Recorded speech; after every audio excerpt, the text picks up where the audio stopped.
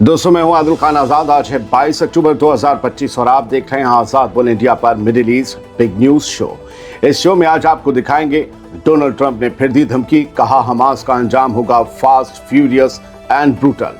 America के vice president JD Vance Israel पहुंचे, बोले हमास को हथियार डालने ही होंगे। इसराइली पीएम नेतन्याहू ने अपने नेशनल सिक्योरिटी एडवाइजर को निकाला, गजा को कब्जाने की मुखालफत पड़ी भारी।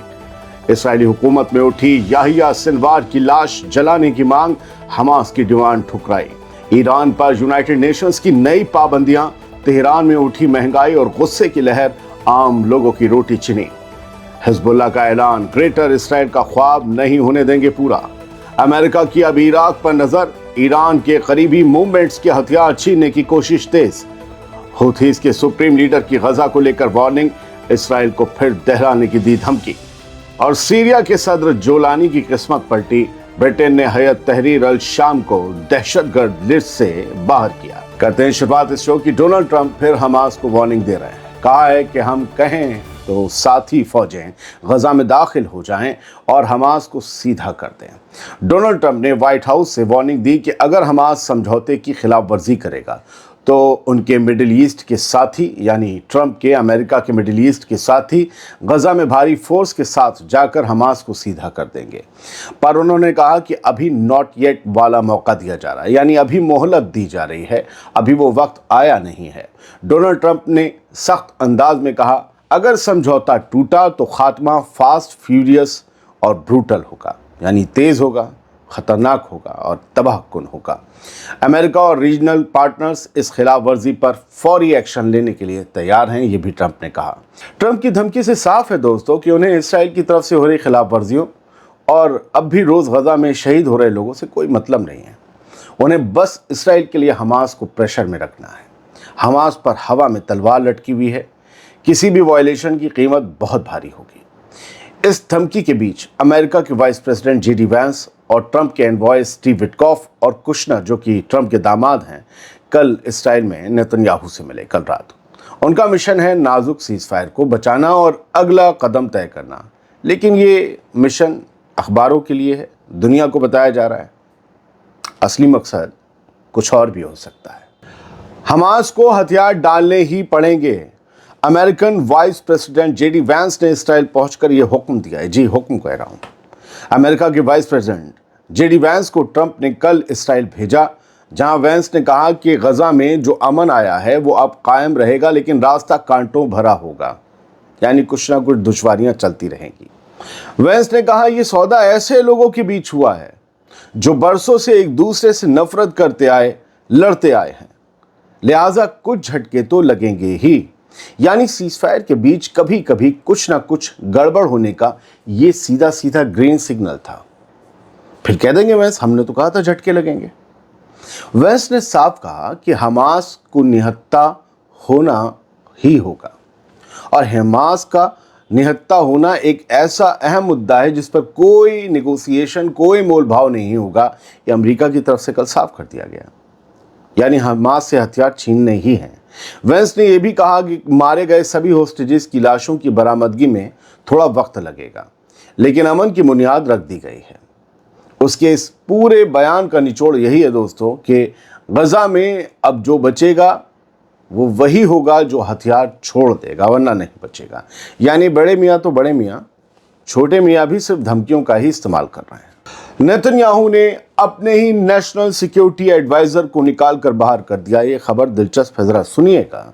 इसराइली नेशनल सिक्योरिटी एडवाइजर तजाची हनेगबी ने ऐलान किया है कि उसे नेतन्याहू ने उसके ओहदे से हटा दिया है।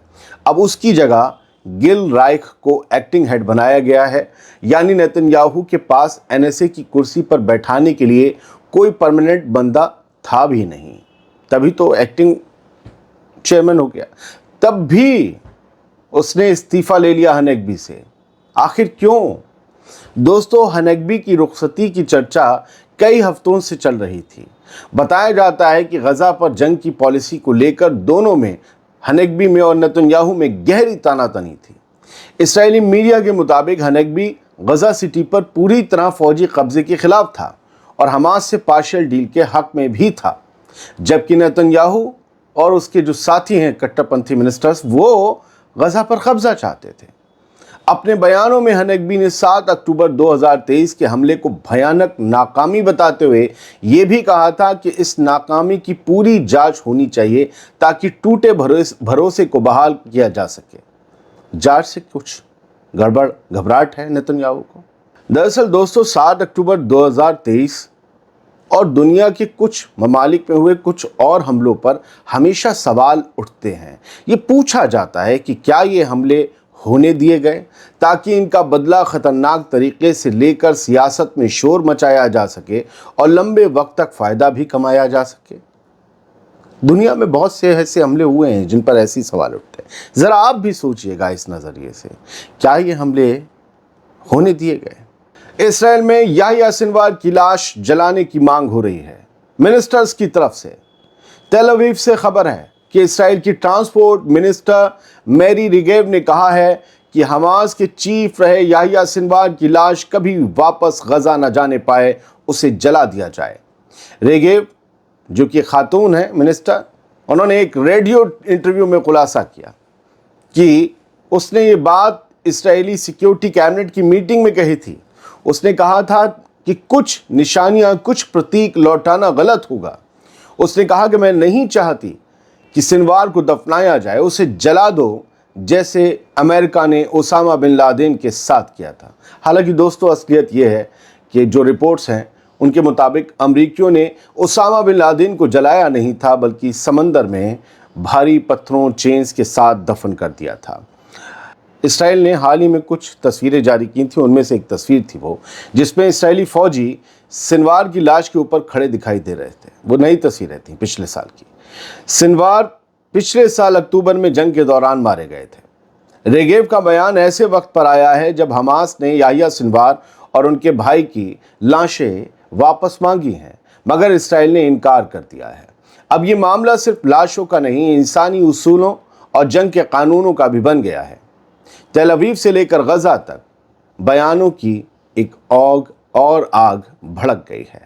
ایران پر یونائٹڈ نیشنز کی نئی پابندیاں لگیں اور اس کے بعد ایران میں مہنگائی، بے روزگاری اور غصے کا طوفان اٹھ رہا ہے۔ یونائٹڈ نیشنز کی سخت پابندیاں دوبارہ لاگو ہوتے ہی ایران کی اکنامی یعنی ارتھ ویوستھا ہچکولے کھانے لگی ہے۔ العربیہ کی خبر کے مطابق ملک میں تیزی سے بڑھتی مہنگائی اور گہراتی مندی نے لوگوں میں بے چینی اور حکومت میں خوف بھر دیا ہے۔ ماہرین کا کہنا ہے کہ ایران ایک ہی وقت میں مہنگائی اور مالی گراوٹ دونوں کی چپیٹ میں ہے۔ حکومت اپنے پاس بچی ہوئی لمیٹڈ گنجائش میں معاشی نظام کو، اکنامک نظام کو بچانے کی کوشش کر رہی ہے۔ یہ پابندیاں تب دوبارہ لاگو ہوئیں جب ایران اور امریکہ کے درمیان نیوکلیئر اور میسائل پروگرام پر بات چیت ناکام ہو گئی اور E3 نے یونائٹڈ نیشنز کی پابندیاں واپس ایران پر لگا دیں۔ دونوں جانب سے، امریکہ اور ایران سے دونوں جانب سے کہا گیا کہ ڈپلومیسی اب بھی ممکن ہے، لیکن ایران کی سپریم لیڈر آیت اللہ علی خامنئی نے ٹرمپ کی نئے سودے کی پیشکش کو پرسوں ٹھکرا دیا۔ تہران کی گلیوں میں اب سوال گونج رہا ہے، کیا یہ پابندیاں حکومت کو جھکا دیں گی یا پھر ایران نئے سرے سے ان کا مقابلہ کرے گا؟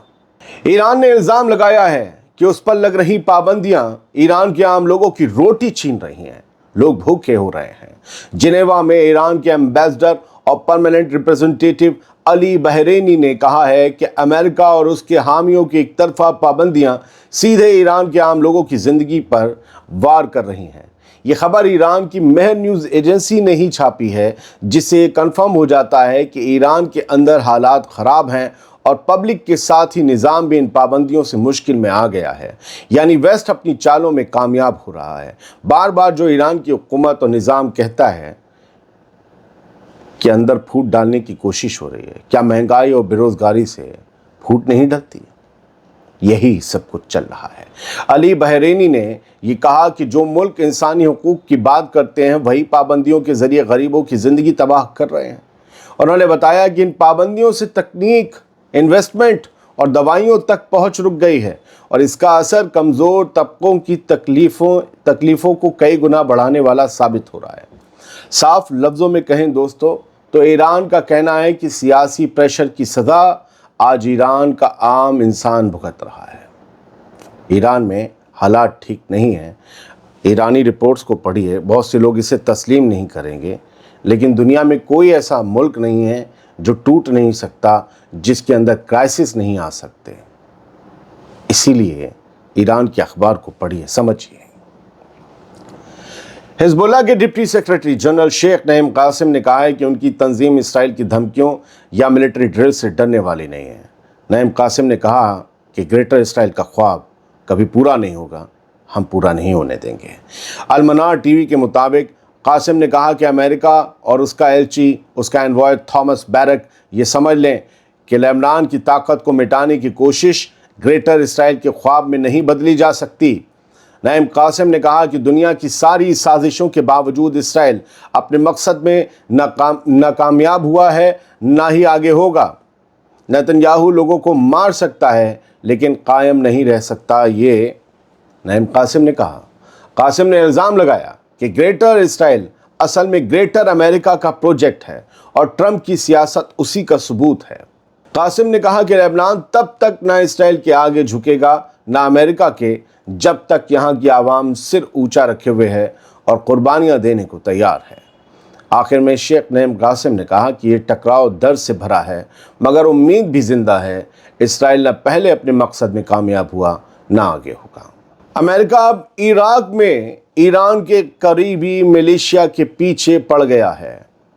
अमेरिकी फॉरेन सेक्रेटरी मार्को रूबियो ने मंगल को इराक के वजीर आज़म मोहम्मद शिया सुडानी से टेलीफोन पर बातचीत में कहा कि ईरान के असर में चलने वाले मिलिशियाओं को फौरन निहत्था किया जाए, उनसे हथियार छीने जाएं। अमेरिकी बयान के मुताबिक रूबियो ने कहा कि ये ईरान परस्त गिरोह इराक की खुद मुख्तारी को कमज़ोर कर रहे हैं, अमेरिकियों और इराकियों की जान और कारोबार को ख़तरे में डाल रहे हैं और इराक के वसाइल यानी संसाधन लूट कर ईरान को पहुंचा रहे हैं। दोस्तों, लेबनान के बाद अब अमेरिका ने इराक पर प्रेशर बढ़ा दिया है कि वो मिलिशियाओं को काबू में लाए, वरना इराक की स्टेबिलिटी और अमेरिका के इंटरेस्ट दोनों पर ख़तरा मंडराता रहेगा। दोस्तों, इराक में ईरान की करीबी मूवमेंट का नाम जान लीजिए। जिन्हें नहीं पता बता दे रहा हूँ, पॉपुलर मोबिलाइजेशन फोर्सेस, PMF। ये एक अम्ब्रेला जैसा, एक छतरी जैसा, इसके नीचे बहुत से ग्रुप हैं। PMF के अंदर कताइब हिजबुल्लाह, असाइब अहल अल हक, बद्र ऑर्गेनाइजेशन, हरकत अल नुजबा जैसे ताकतवर ग्रुप्स आते हैं। रिपोर्ट्स में दावा किया जाता है कि ये ग्रुप्स IRGC से फंडिंग, ट्रेनिंग और लॉजिस्टिक सपोर्ट पाते हैं, यानी हथियार भी, ट्रेनिंग भी और पैसा भी। इसका नतीजा ये माना जाता है कि इराक की सियासत और सिक्योरिटी पर ईरान का कड़ा असर दिखता है और इसी असर को अब अमेरिका ख़त्म करना चाहता है, क्योंकि उसे ईरान के आसपास जिस मुल्क में ईरान का असर है उसे ख़त्म करना है और फिर ईरान को कमज़ोर करना है। यमन के हुतीज़ के सुप्रीम लीडर सैयद अल हुती का एक ऐलान सुन लीजिए। कहा है कि अगर इसराइल ने गज़ा पर जुल्म बढ़ाया तो यमन का जवाब ऐसा होगा जो भुलाया न जा सकेगा। सना में यमन की फ़ौज के chief of staff major general al Ghamari की तदफीन के उनके दफन होने के मौके पर अंसरुल्लाह के कायद सैयद अब्दुल मलिक अल हुती ने कहा, अगर इसराइल ने फिर गज़ा की घेराबंदी और कत्लेआम बढ़ाया तो यमन खामोश नहीं बैठेगा और जंग का दायरा बढ़ जाएगा। उन्होंने कहा कि अल गमारी की तदफीन में आवाम का सैलाब इस बात की निशानी है कि यमन के लोग पीछे हटने वाले नहीं हैं। हुती का सीधा पैगाम है कि गज़ा का दर्द यमन का सब्र तोड़ सकता है, लेकिन अगर ऐसा हुआ तो एक बार फिर से रीजनल कॉन्फ्लिक्ट बढ़ने के खतरे बढ़ जाएंगे। जोलानी के लिए अच्छे दिन चल रहे हैं। दहशतगर्द से हुक्मरान तक के सफ़र पर मगरिब की वेस्ट की मोहर गाड़ी होती जा रही है। अब ब्रिटेन ने भी सीरिया के ग्रुप हयत तहरीर अल शाम, जिसे HTS कहते हैं, उसको दहशतगर्द तंजीमों की लिस्ट से हटा दिया है। ये ग्रुप अहमद अल शराफ जोलानी का ग्रुप है, वही HTS जिसने कभी अलकायदा से नाता रखा था और बशर अल असद हुकूमत के खिलाफ बगावत की थी। 2017 में इसे टेरर ऑर्गेनाइजेशन डिक्लेयर किया गया था, लेकिन अब वो ठप्पा मिट गया है ब्रिटेन की तरफ से। ब्रिटिश सरकार ने पहले ही इशारा दिया था कि ऐसा करने पर गौर और फिक्र चल रहा है, اس سے پہلے ٹرمپ حکومت نے بھی امریکہ کی ٹیررسٹ لسٹ سے STS کو نکال کر باہر کر دیا تھا. بولے اب تم صاف ستھرے ہو. مغربی سیاست اب وہی پرانا کھیل کھیل رہی ہے. کل کے دہشت گرد آج کے ساتھی بن گئے ہیں. بات صرف اپنے ذاتی مفاد کی ہے, اس کے سوا کچھ اور بھی نہیں, کچھ بھی نہیں. مغرب جب چاہیں جسے چاہیں دہشت گرد بنا دیتا ہے اور پھر اسے پارٹنر بھی بنا لیتا ہے. سیریا میں بھاری انویسٹمنٹ ہونا ہے. بہت بہت شکریہ. امید کرتا ہوں کہ صاف گوئی سے, ٹرانسپیرنسی سے, نہ ادھر کی نہ ادھر کی, نہ کسی کا بھکت بنے نہ کسی کا ایجنڈا چلائے, جو خبریں آپ کو دی ہیں وہ آپ تک پہنچ گئی ہوں گی. کسی نے کل مجھ سے کہا کہ 2 سال سے آپ غزہ کی اور مڈل ایسٹ کی خبریں کور کر رہے ہیں, آپ کے تو 2 ملین ہو جانے چاہیے تھے جس طریقے سے آپ نیوز دے رہے ہیں. ہماری کسی نے کمنٹ کیا تھا, پڑھا بھی ہوگا ابھی کسی رات کی ویڈیو میں. ان کا بہت بہت شکریہ, انہوں نے میرے لیے اتنا سوچا. میں نے انہیں جواب یہی دیا تھا کہ ہاں, اگر میں جھوٹے تھمبنیل لگاتا, بھوکال کاٹتا یا کسی کا ایجنڈا چلاتا تو یہ ممکن تھا. میری بڑے تیزی میں سبسکرائبر جاتے بھی ہیں, کسی کو کوئی بات, حالانکہ وہ یوٹیوب میں بھی گلچ ہوتا ہے, ایسا کوئی مسئلہ نہیں ہے. تو میرا سب سے یہی کہنا ہے کہ میں آپ لوگوں سے کبھی کہتا نہیں ہوں کہ ویڈیو لائک کیجئے, شیئر کیجئے, فارورڈ کیجئے, اور بھی بہت سی چیزیں ہوتی ہیں, چینل جوائن کیجئے. مجھے لگتا ہے کہ کنٹینٹ میں دم ہوگا تو آپ سب خود کریں گے, مجھے کہنے کی ضرورت نہیں پڑے گی. روز جو اتنے لوگ 5-6-7 لاکھ لوگ دیکھتے ہیں یا ویوز, تو مجھے لگتا ہے سب اس کی مہر ہے, آپ لوگوں کی محبت ہے. بس اس کے علاوہ میں آپ پر کوئی پریشر نہیں ڈال سکتا. جس کسی نے بھی میرا چینل جوائن کیا ہوا ہے, سبسکرائب کیا ہوا ہے, لائک کرتے ہیں, ان سب کا میں شکر گزار ہوں. نمبر میرے لیے معنی نہیں رکھتے, اسے عزت بخشنی ہوگی, اس سے آگے لے جائے گا. بہت بہت شکریہ. سلامت رہیے, خوش رہیے.